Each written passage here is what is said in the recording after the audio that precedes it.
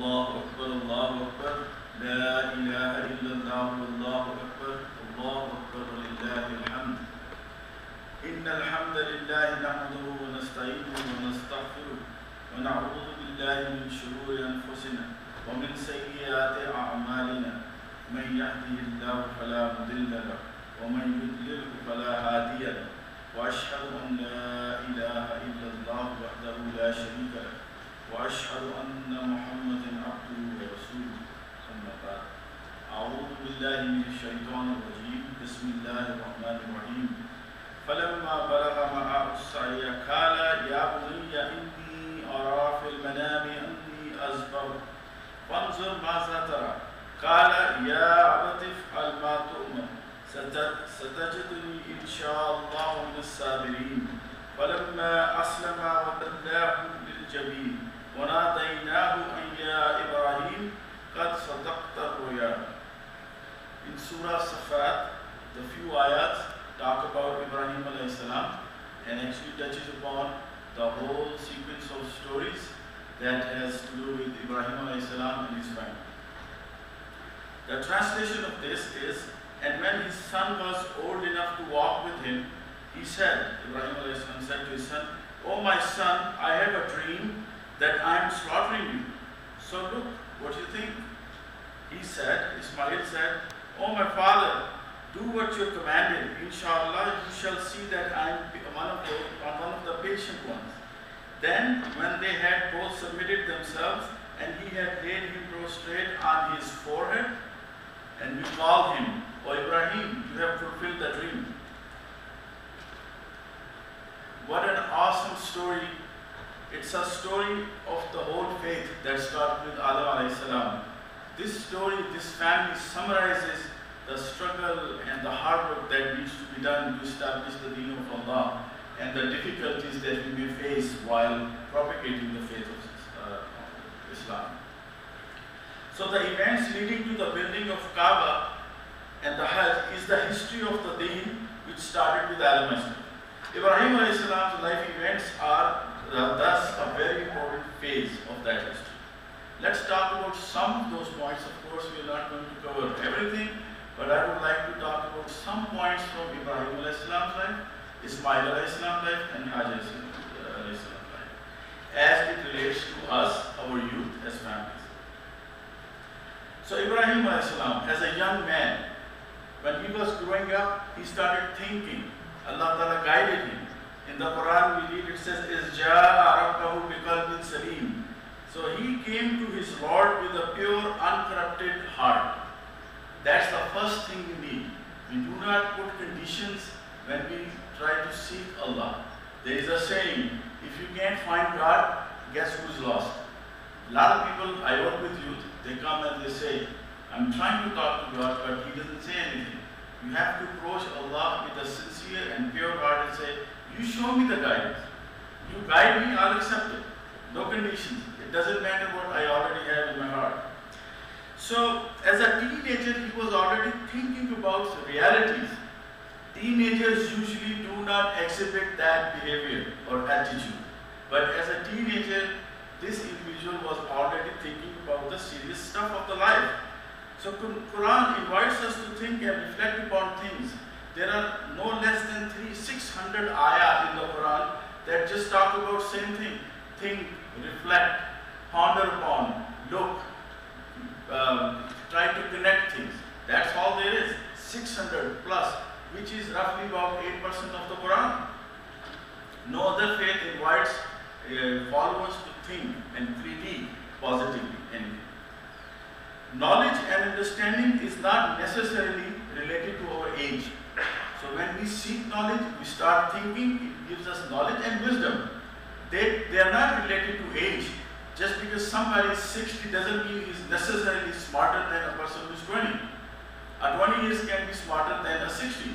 As we will see in this story, Ibrahim alayhi salam would talk to his father who was primarily a religious figure and then also a political figure, and how his father is wrong and the son is right, and how they do the dialogue. So he showed his people dynamic thought process. We read the story. So he shows them with wisdom that maybe the stars are God, maybe the moon is God, maybe the sun is God. So he showed them, but it's setting, moon sets, sun sets, they can't be my Lord. So it's a way of inviting others to the truth of Islam. And he questions adults and religious authorities about their idols. We know another story from his life, then how he broke the idols, and then he asked this person, ask the biggest idol, what has happened? Well, he wasn't tricking, he was simply inviting them to think on their own and come to the reality. Nobody wants a tricked follower, and Islam particularly does not want a forced follower or a tricked follower. We want to make people think and make a decision on their own to follow Islam, whether or not they want to follow it. So, but when he did dialogue with his father and other adults in the community, he was very respectful. So another lesson is if youth figures out that we know better, you can talk to adults, but be respectful. When we see Ibrahim alayhi salam, where the matter is about the faith, it's not a simple matter, it's a matter of faith. He was very respectful when he talked to his parents, his father and his elders. Knowledge is something that helps us improve. When we gain knowledge, it helps us improve. But hikmah help others improve.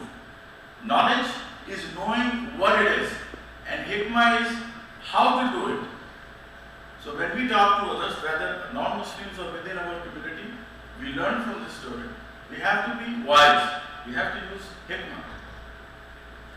So there is another ayah in the Surah Al-Fat. It says, "Qala li abihi wa qawmihi maza ta'budun," as I mentioned. So he said, think. He did not say, you are worshipping a wrong thing. He didn't say you are worshipping an idol. Rather, he uses questions to make them think. Questioning is the best way. He said, what did you follow? Right? And we also read in the Quran, says, the one who that cannot see, cannot hear, cannot do anything for you, and cannot even avoid harm done to themselves, how do you expect them to help you? He didn't make a statement. Rather, he asked a question. So, following an idol, he said, you carve an image, or we carve images and concepts in our lives as idols and we worship. Today, when we read about Ibrahim alayhi salam story, we say we don't have idols, we don't have a statue where we worship, but we have conceptual idols. We have other things, our wishes. Elsewhere in the Quran says, have you seen a person who takes his nafs and his wishes to be the ilah, to his guide, because we start following it. It's the same thing.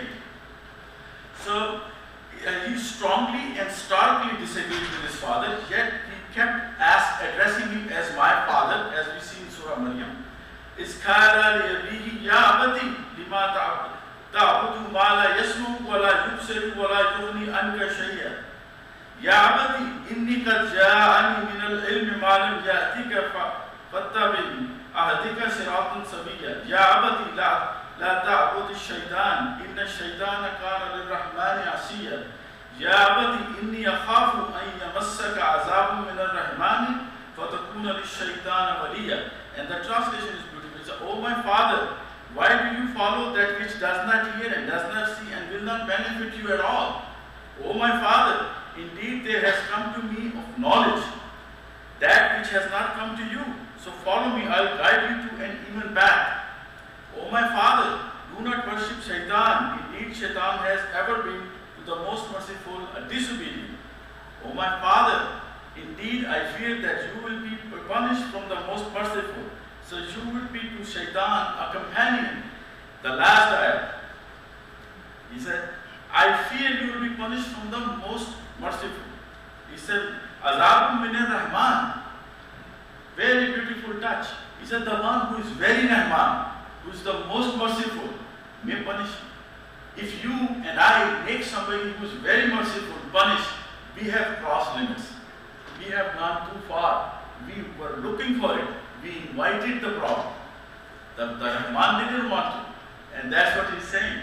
If you're not going to pay attention, look what's going to happen. Too extreme, you'll bring them to together. No complaints after that. So in Surah Maryam, the father's response after hearing all this is, Kala aragibun anta an analhi ya Ibrahim. I see you are not raghib, you are not inclined, you have no inclination towards my Ilah, the idols. And then they decide to throw him in the fire. They said, you have no desire for my gods, Ibrahim. If you do not desist, I will surely stone you. So his father and people responded, how? He simply argued, he presented an argument and he backed it up with a warrant. How he was responded? His people and his father prepared, father and in some revise a father figure. They prepared a tower of stakes. In Surah Safar, قَالُبْنُوا لَهُ بُنْيَانًا فَأَلْقُوهُ فِي الْجَحِيمِ. Jahim. They said, set up, construct for him a building or furnace and throw him into the blazing fire. We know that death by burning is only Allah Ta'ala's right. Nobody can do that. But here, a kid who is respectfully talking to his father is willing to go that far. His father, for love of idols and his position and stature in the society, is willing to go that far.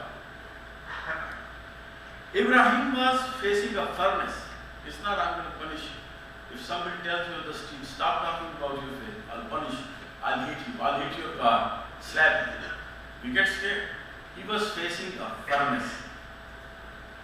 Not many years ago, there was a fire on Wetmore and Oracle. So I was on my lunch break, I saw smoke and I drove to the place. Maybe I can help. I even made it there before the fire truck made it. The whole house was on fire. I never experienced that. I was probably 400 yards and I couldn't go any further. It was so hard. I couldn't believe it. And I said, this is so hard. What about the Jahannam? It's not an anecdote. It's not a story. It's real. That's what Ibrahim was facing. A huge fire. According to some riwayat, the fire was so intense, the birds tried not to fly over it. They would just change their path because of the heat wave. But that fire was, even if he had perished, that fire is temporary. Right? He faced difficulty, but he had an everlasting happiness. On the other hand, his father was happy. You know, I'm holding on my standing and I'm showing my authority. But that is temporary. And he is about to face an everlasting difficult situation. In Surah Maryam, we see, Kala salamun alayka sastaghfiruka laka rabbi. Said, may peace be upon you, I will ask my Lord or nourisher to forgive you. When he was told you will be thrown in the fire, he responded saying, how would you respond? How would I respond? But how he responded was, I'll ask my Allah, Rabb, because Rabb is nourisher. Not only he does this, but in any way and every way he helps us grow. I'll ask the one who has the ability and power to help us grow, mentally, in ilm and everywhere. I'll ask him to forgive you. Still, how do we deal with ikhtilaf? That's another point. How do we deal with ikhtilaf? Difference of opinion. Every opinion, a difference of opinion becomes a matter of life and death. In our families, in our community, in our friends, nothing matters. We have seen in our lives who are old enough that sometimes there are matters and we disagree. But 5 years later, 2 years later, 10 years later, they matter nothing.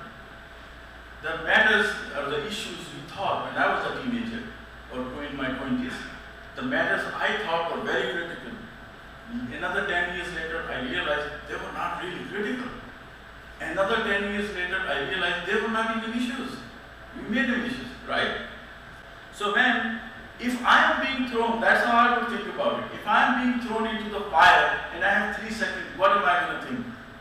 And if I do get help and the person asked me, the being asked me, he said, do you need something from me? He still had the guts and the control over his mind to say, from God, not from you. He even made the point, no, not from you, but I need from God. Can you imagine this? I'm particularly addressing our youth. Do you have the maturity to think like this? I don't think I had the maturity when I was a youth. But he said, no, from Allah. Then Allah Ta'ala said, fire to cool down. And he walked out of it. So all after the whole town watched this episode. If we watch somebody walk out of the fire, what would we do? We have no arguments left. Like the magicians in the court of Pharaoh, when they saw Musa alayhi salam's staff or stick become a big serpent and eat up their magic, they believed. They all fell into the sajda and said, we believe in his rock. But the whole town watches this and all he walks away with is Prophet Lut and Salih. That just two individuals followed him. Is that a disappointment? For us, maybe, not for a prophet. Their actions and their activism and their doing is not connected with the result. They do because it has to be done. So there is a reason he's called friend of God. Out of all the prophets, he's called friend of God. At another place in the Quran we read that the angels came to him and he served them. Then he learns that angels are on their way to destroy Lut alayhi salam's nation because of their wrongdoings. And then in the Quran it says he started arguing with Allah. He said, don't. And Allah Ta'ala says, forget it, let it go. It's been decided. And the word used there is jalala. Argued. Who has the guts to argue with God? He's friend of God. And he didn't become friend of God for nothing. We go through trials to come close to Allah Ta'ala. So today, billions of Muslims respect that place built by him and his son. Millions go there. There are millions there even today. They're trying to follow the footsteps. And we follow the footsteps of him, Ismail and Hajra, what we call in Hagar in English. So let's talk about his wife quickly. So what role she played in this story? Ibrahim alayhi salam leaves his wife. When he was going to Makkah, there is a riwayah, he was going to Makkah, he went through Taif with Ibrahim alayhi salam. So he asked, am I staying here? It's a green, beautiful place. After all the trials. And he said no. And he landed him in Makkah. If you have visited Makkah, you can imagine how Makkah must have been 4,000 years ago or so. You can imagine the dark mountains, nothing. You go and you drop your wife and newborn there. And so she was left there with the newborn in the deserted valley of Makkah. She was alone, being a woman, and she had a kid to take care of. Being alone in that area, we can't drop our spouses 50 miles from Tucson in the desert and see what happens. But he drops in the desert, miles, not 50 miles, way away. So, and she raised that child. Not only she was able to raise that child, she was able to raise a child who was as good as his father, who was very mature, as we are going to see very soon. So as a believer, she focused on the divine will before anything else. That matters the first. As a wife, she came out to be a dependable support for her husband, who himself is above common people. It's not like, I'm not doing anything, I expect you to sacrifice. As a mother, she raises, alone, with meager or no resources, a prophet, a man of character. As a woman, she lived above the surface of life. She was a slave girl. But today we follow it. We all go and we run between the Safa and Marwa. That's her stature in the eyes of Allah. Not the stature in the eyes of my co-workers and my family members and the community, in the sight of Allah. Ismail alayhi salam now, as a young man, he was raised up in desert. So when Ibrahim alayhi salam went back and he asked him, he played with him. He was a young kid, so he used to play with his son. And then he had the dream. And he saw that he's slaughtering his son. It's beautiful. He went to his son and he said, hey, I have this dream. Ara fil manami anni azbahu fanzur maza. See what you think. You know, I see I'm killing you, slaughtering you. See what you think. The kid was smart enough, the teen, the youth, not even probably an old teen, was smart enough and mature enough to understand this is not just a dream. It's not my father's wish. So he says, Kala ya abatif al-mahtu'ma. The amal, the matter, the command that has been given to you, just go ahead and fulfill it. Can we do that? Our youth is smart enough to understand, mature enough to handle it. He didn't say, when I was a newborn, you left me in the desert. Now you show up after so many years, and all you're doing is you're trying to kill me. What is it? Am I going to go through these trials all the time? Video games, I get nothing. Halim, the Quran calls him Halim. So, وَشَّرْنَاهُ بِغُلَامٍ Halim. He was given the good news of a Halim son. Halim is a person who does not react. He does not quickly react. He shows no anger, he swallows it. He is hardened by practical life difficulties. That's a teenager, very mature teenager. So he said, okay. Then he puts him down and tries to sacrifice. And Allah Ta'ala, then he hears under that. That's it. You have fulfilled it. And Quran says when they both submitted, Ibrahim submitted and his son submitted. And then Islam or Quran, Allah Ta'ala calls it, recognizes it as mubin sacrifice or trial. A trial that is very clearly a big thing. I'll go over some few things in general. Hajj, we all come together. We are not in Hajj, but we should come together. One simple message. Another, Hajj is done in a very simple clothes, 2 pieces of cloth. We have to learn the art of living very simple and not overburden ourselves with unnecessary things that take our time. So we will have time to focus on something which is very important for our faith. This is what Quran said about the sacrifice in Surah Safat. Inna haza lahuwal bala'ul mubin. Verily, indeed, that was a manifest, immense trial for Ibrahim. أقول قولي هذا واستغفر الله لي ولكم ولسائر المسلمين. بسم الله والحمد لله والصلاة والسلام على رسول الله صلى الله عليه وسلم. لن ينال الله لحومها ولا دماؤها ولكن يناله التقوى منكم. In Surah Hajj, Allah Ta'ala says, it is neither their meat, the animal's meat, nor its blood, their blood that reaches Allah, but it is your piety or taqwa that reaches Him.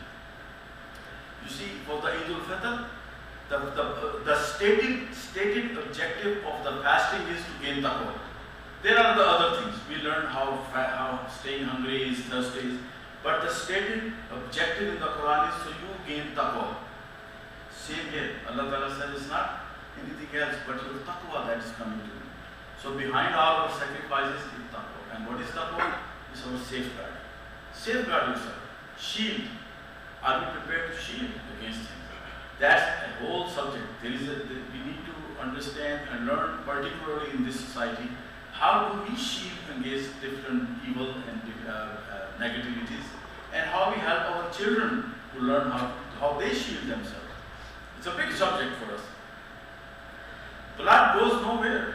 Meat to us, we cook, eat. But taqwa is the most important thing which we need to reflect upon. Today, last thing, we talked about this some time ago. In Surah Al-Fal, we read this ayah, وَمَا كَانَ صَلَاتُهُمْ إِنْدَ الْبَيْتِ إِلَّا مَكَاءً وَتَصْدِيًّا. That the mushrikeen's Hajj during the time of Prophet's early time was nothing but go to the Kaaba, nude, clap, and dance and whistle. How could Hajj change to that when Ibrahim started the way we do it? How did it get changed? It changes because people are not doing their job. Those who are deviant behavior, they come into power. They take control. They are the ones who are actively seeking in our own society. How many changes, social changes we have seen in 30 years, right? If you've been here long enough, because those who propagate, how much time we have to put in. So today, let's make a commitment to ourselves, as Allah Ta'ala mentioned in Surah Anam, Inna salati wa nusuki wa mahyaya wa mawati lillahi rabbil alamin. Indeed, my prayers, my connection, salat, connection with Allah, my rituals of sacrifice, my living my life, and my dying are for the sake of Allah, nourisher of the world. He nourishes the world, He will nourish us, inshallah Ta'ala. I ask Allah Ta'ala to give us the tawfiq to reflect upon His faith, to read the Quran and see if we can internalize it. Allahumma izzal Islam wal Muslimin. Allahumma izzal Islam wal Muslimin. Rabbana wa la taj'al fi qulubina ghillan lil ladzina amanu. Rabbana innaka ra'ufur rahim.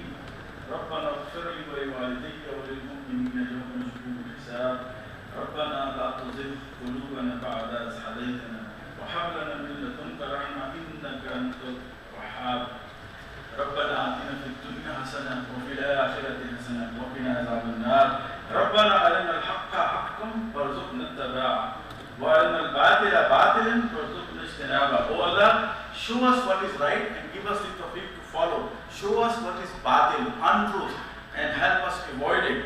عباد الله إن الله يأمر بالعدل